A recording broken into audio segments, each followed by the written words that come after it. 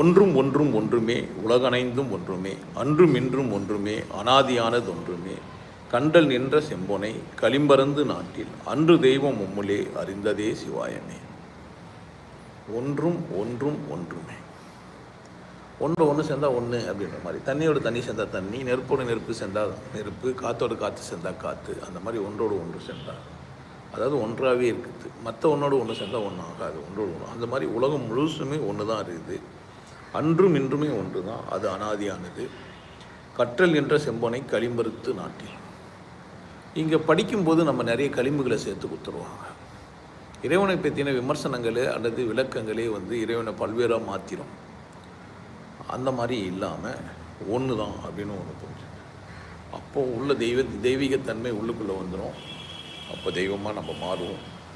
அப்போது அதை புரிஞ்சுக்கணும்னா அதுதான் சிவாயம்.